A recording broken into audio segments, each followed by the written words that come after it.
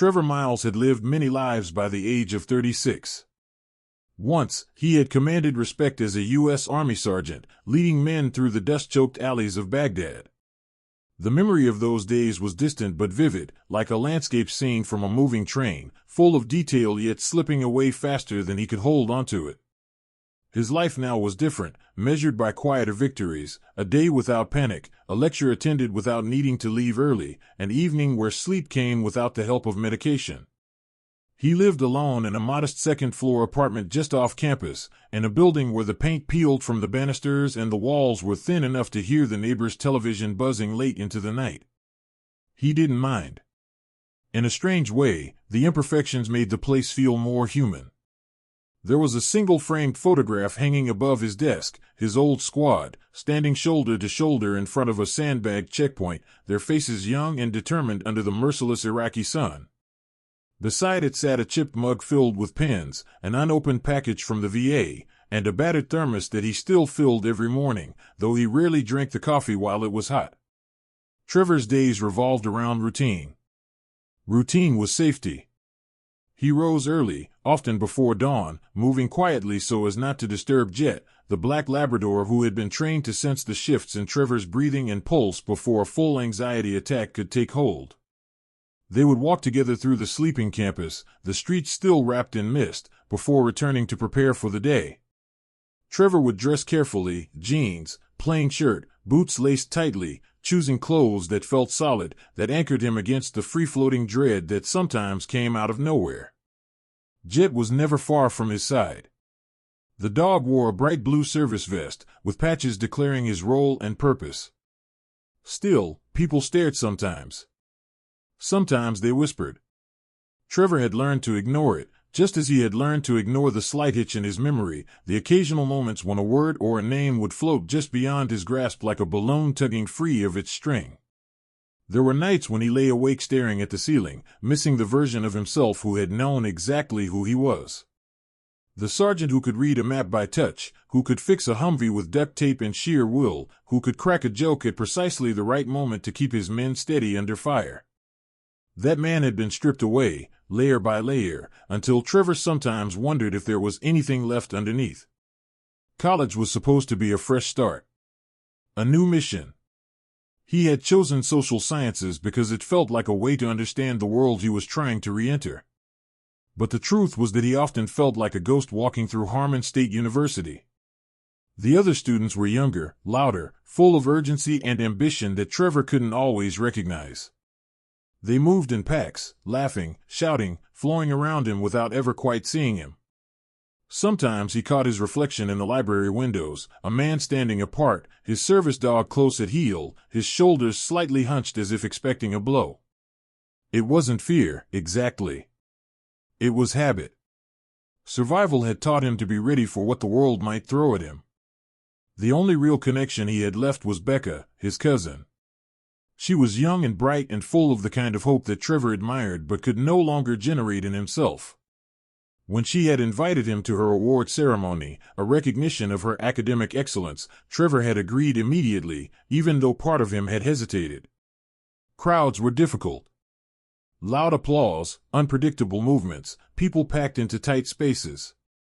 Jet could help, but nothing could erase the risks entirely. Still, he wanted to be there. Becca had written him letters during his rehabilitation, silly little postcards full of jokes and drawings when he could barely lift a pencil to reply. She had never treated him like a project or a broken thing. She had simply believed he would come back. He had promised himself he would not let her down now. The morning of the ceremony dawned clear and bright, the kind of crisp autumn day that made the campus seem almost idyllic. Leaves skittered across the pavement like coins rolling out of reach. Trevor dressed carefully, choosing a collared shirt and his cleanest jeans. He brushed Jet until the dog's coat shone, adjusted the service vest, double-checked the leash. Routine. Safety. On the way to the auditorium, he rehearsed what he would do if the crowd became overwhelming: focus on Jet, find an exit, ground himself by touching the scarred coin he kept in his pocket, a token given to him by his old squad, a reminder that he had survived worse than nerves. As they approached the main building, Trevor could feel Jet tug gently against the leash, a signal that someone was approaching. Trevor looked up to see a security guard striding toward them, expression already set into hard lines. There was a moment, just a fraction of a second, when Trevor thought maybe the man was coming to help, to offer directions or welcome them in. But the words, when they came, carried no kindness. No animals allowed inside. The security guard's voice was flat, dismissive. When Trevor explained, briefly, quietly, that Jet was a registered service animal, that they were protected under federal law, the guard shook his head. Rules were rules. No exceptions. Trevor pointed to the vest, the identification papers in Jet's pouch, the certifications carried in his wallet. It made no difference. A small crowd had started to gather, faculty and students slowing as they walked by, some whispering, others simply watching with detached curiosity. No one spoke up. No one stepped forward. Trevor could feel the heat rising in his face, the sick, spiraling feeling of being trapped. He imagined what would happen if he argued, security called, police arriving, a scene unfolding that would ruin Becca's special day. He pictured her scanning the auditorium, expecting to see him, only to find an empty seat. For a moment, he considered pushing back anyway. Demanding his rights. For a moment, anger flared, a flash of the old Trevor, the man who would not be told where he could or could not stand. But the anger passed, leaving only a hollow exhaustion. Trevor turned away without another word, Jet matching his step without hesitation. Together, they walked back across the broad, sunlit quad, past students who did not meet his eyes, past posters proclaiming the university's commitment to diversity and inclusion fluttering uselessly on lampposts. In his mind, he repeated the same words over and over, like a prayer, "Don't ruin Becca's day. Don't ruin her day." He found a bench beneath a bare tree and sat down heavily, Jet leaning against his knee in silent understanding. From somewhere inside the building, he could hear the muffled roar of applause. Becca's name, probably. She had earned it. Trevor sat quietly, tracing the edge of the scarred coin in his pocket, feeling the loneliness settle deeper into his bones, heavier than the autumn chill. Sometimes, he thought, surviving wasn't about winning battles anymore. It was about knowing when to walk away. The decision to walk away did not erase the sting of humiliation. Trevor sat rigidly on the cold metal bench for a long time after the ceremony had started, Jet's warm weight a steady anchor at his side.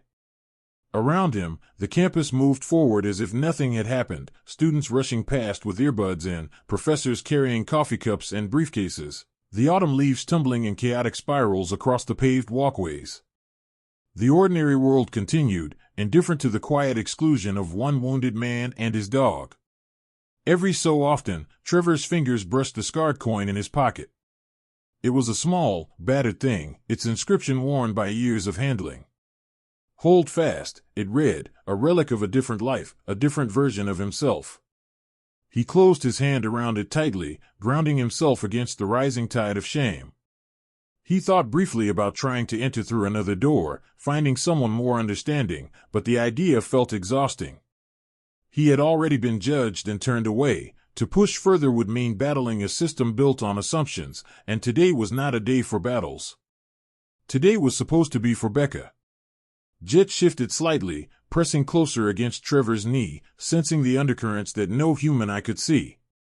The dog's steady breathing was a balm, a reminder that not all loyalty had been lost in the world. After what felt like an eternity, Trevor rose and began the slow walk back toward the edge of campus. His boots scuffed the sidewalk, each step a conscious effort to maintain control. Students milled around in clusters, their laughter and conversation threading through the cool air. No one noticed him. No one stopped him. To them, he was just another shape moving through their periphery, an invisible presence burdened with invisible wounds. Later that evening, after Becca's ceremony had concluded and the campus began to empty, Trevor sat alone in his apartment, the television flickering mutely in the corner. His phone buzzed once, Becca's text, "Wish you could have made it. I missed you." He stared at the message for a long time, the guilt settling heavier with each passing minute. He typed out a reply, proud of you, and then set the phone face down on the table.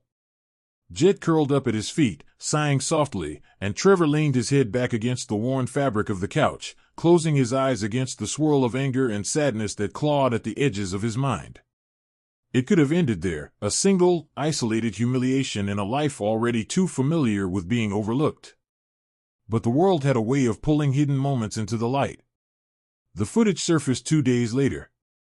A grainy security camera video uploaded to a student forum captured the encounter in stark, unflinching clarity, Trevor standing quietly as the guard blocked his way, Jet sitting obediently at his side, the papers in Trevor's hand ignored, the murmuring students drifting past without a second glance. The video wasn't long, barely a minute, but it spoke volumes. At first, it languished unnoticed, buried among hundreds of campus updates and petty complaints. But something about it caught fire. By the third day, it had been shared thousands of times, spreading beyond the university like an ember carried on the wind. Comments flooded in, some outraged, others defensive, many ugly in a way only anonymous words could be. Not everyone believed what they saw. He could have just left the dog at home if it was that important. Maybe he just wanted attention. Fake service animals are a real problem, you know. Trevor watched the chaos unfold from the worn chair by his window, feeling as if he were witnessing the dissection of a stranger rather than himself. His name circulated in student group chats, articles and local blogs speculated about the details of his life. People who had never spoken a word to him debated his character like he was a case study instead of a human being. Anonymous text messages began to trickle in, first a few, then dozens.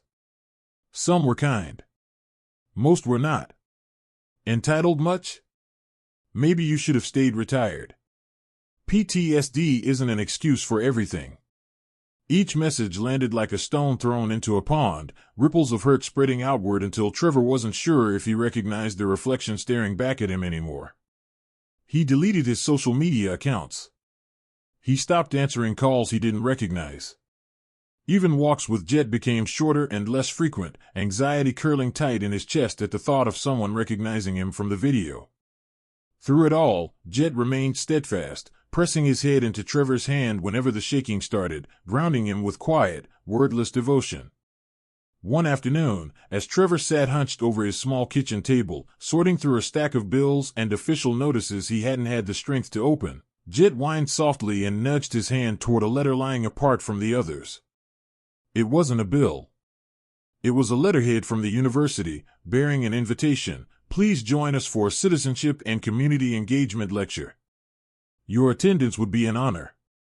Trevor stared at the letter for a long time, heart pounding dully against his ribs. An honor. It felt almost mocking after everything that had happened.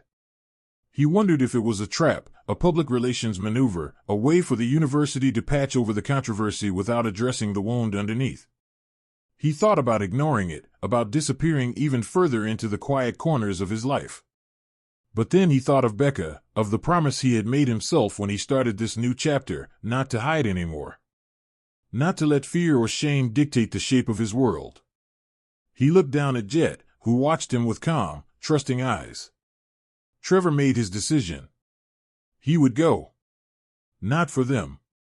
For himself. The morning of the lecture arrived colder than Trevor expected. He dressed carefully, each piece of clothing a kind of armor. Dark jeans, the clean-collared shirt he saved for important days, boots polished without thinking about it, the motions lingering from an older life. Over his shoulder, he slung a simple canvas bag filled with his notes and Jet's travel essentials, a collapsible water bowl, spare leash, service documents tucked into a worn leather folder just in case. Outside, the sky hung low and gray, pressing close to the rooftops, heavy with the promise of rain that never quite fell. Trevor pulled his jacket tighter around himself as he and Jet made their way slowly across the quiet campus. Students hurried past under hoods and umbrellas, unaware of the small, silent battle being fought in their midst. Every step toward the auditorium felt like moving upstream through invisible currents, doubt, fear, the bruised memory of what had happened last time. Trevor forced himself forward by habit, by stubbornness, by the simple knowledge that sometimes survival meant walking into the uncomfortable spaces, not away from them. The lecture hall was already filling when they arrived. Rows of wooden seats creaked under the weight of students, faculty, and community members. A scattering of banners hung along the walls, extolling values like inclusion, community, and honor in clean, corporate fonts that felt strangely hollow when paired with the memory of the security guard's refusal still etched in Trevor's mind. Trevor found a seat near the aisle, close enough to the exit to retreat if necessary. Jet settled at his feet without a sound, head resting lightly across Trevor's boots, as if sensing the unease vibrating through his handler's body. He waited, heart pounding against his ribs, fingers threading unconsciously through the handle of Jet's vest. Minutes passed. A polite buzz of conversation filled the space. When the university president finally took the stage, the room fell into a tentative silence. Trevor recognized him from brochures and news bulletins, a silver-haired man with the polished look of someone who moved easily among politicians and donors. He approached the podium with a careful, deliberate manner, adjusting the microphone with a small cough before beginning to speak. Today, the president said, we gather to celebrate the spirit of citizenship, the importance of community engagement, and the many contributions that make Harmon State a place of inclusion and progress. Trevor listened, feeling the words skim over him like stones across a pond. The phrases sounded rehearsed, softened by legal counsel and public relations teams. There were no sharp edges here, no direct acknowledgement of what had happened. Just vague affirmations and carefully neutral language. The knot in Trevor's chest tightened. He shifted slightly, feeling Jet's steady breath against his foot, and wondered if he had made a mistake coming at all. But then, without warning, the sound system crackled. The president paused, glancing toward the back of the auditorium where the technical booth was located. A new voice came through the speakers. Clear. Commanding. Unapologetic. This is Mayor Robert Mason. The name alone was enough to ripple a wave of murmuring through the audience. Trevor tensed, instinctively straightening his spine. The mayor's voice continued, filling every corner of the room. I have been made aware of an incident that occurred recently at Harmon State University involving a United States Army veteran and his service animal. After reviewing the evidence personally, I want to state unequivocally, this veteran was wronged. His rights, protected under federal law, were violated. A stunned silence fell over the hall. Trevor's hands curled into fists, the scarred coin digging into his palm unnoticed. The mayor's voice was steady, cutting through the heavy air. This university claims to value inclusion. But inclusion is not a slogan. It is a responsibility. And when we fail that responsibility, especially toward those who have sacrificed for our freedoms, it is not merely a legal failing. It is a moral one. Trevor could feel the weight of hundreds of eyes turning toward him now, the atmosphere shifting palpably. Mayor Mason wasn't finished. Effective immediately, my office is opening a formal investigation into the university's compliance with the Americans with Disabilities Act. Furthermore, I am proud to recognize Sergeant Trevor Miles with a city commendation for his service, his resilience, and his unwavering dignity in the face of injustice. A slow, stunned silence filled the hall. The president on stage looked stricken, clutching the edges of the podium like a man suddenly adrift. There was nowhere for the administration to hide. No polished words could erase what everyone had just heard. Trevor sat frozen for a moment, the blood roaring in his ears. He could feel Jet's gaze on him, steady and patient, grounding him again. One of the university's deans approached tentatively, gesturing for Trevor to come forward. For a heartbeat, Trevor hesitated, fear and humility warring inside him, but then he rose, moving down the aisle with Jet pacing perfectly at his side. As he walked toward the stage, the audience parted like a tide. Faces blurred in his peripheral vision, curious, embarrassed, admiring, regretful. Some students who had once turned away when he was blocked at the door now leaned forward, ashamed to meet his eyes. When he reached the steps leading up to the stage, the president himself descended to meet him halfway. Without a word, he extended a hand. Trevor looked at it for a long moment, the memory of exclusion still raw in his mind. But then he reached out and shook it, firmly, steadily, because he understood something the president perhaps never would. Kindness did not depend on who deserved it. It depended only on who chose to offer it.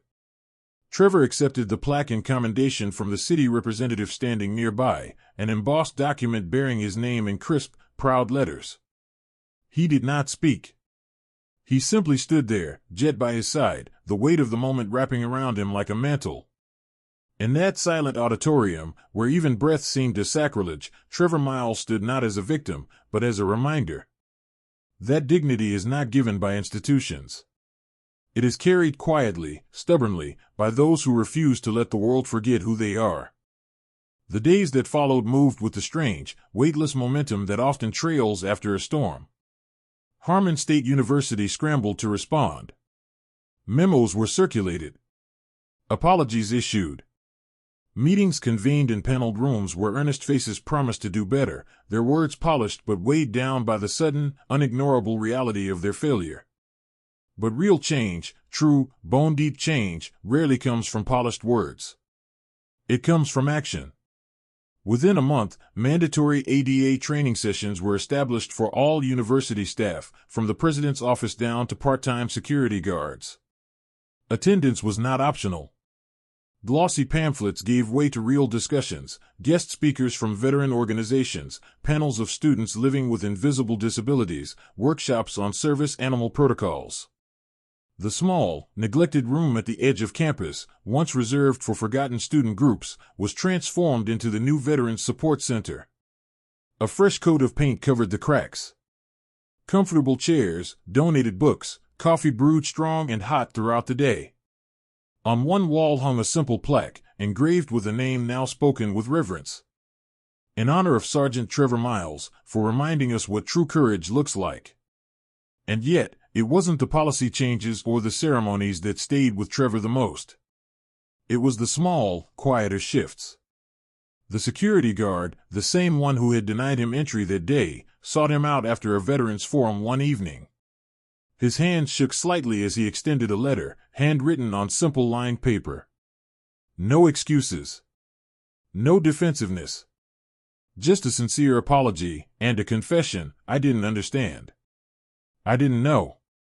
I'm sorry I made you feel invisible.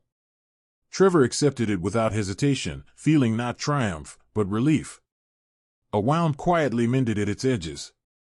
Even students who had once averted their eyes now stopped him on campus, offering hesitant thanks, asking thoughtful questions about jet and service animals, about invisible injuries they had never thought to notice before. Change was happening, not because Trevor had demanded it, but because he had endured with dignity when it would have been easier to rage and walk away. The story did not stay confined to the university either. Local news picked it up, then regional outlets. Interviews were requested.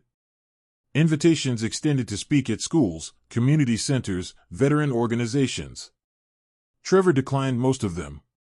He wasn't seeking a platform. He wasn't a cause. He was just a man who had chosen, once, to stand silently for what was right. But one initiative, proposed by Becca herself, touched him enough to accept. A student essay contest was established, Courage Without Noise, honoring invisible strengths. Open to all students, it encouraged reflections on quiet acts of resilience and dignity, the kinds that often go unnoticed but change lives nonetheless.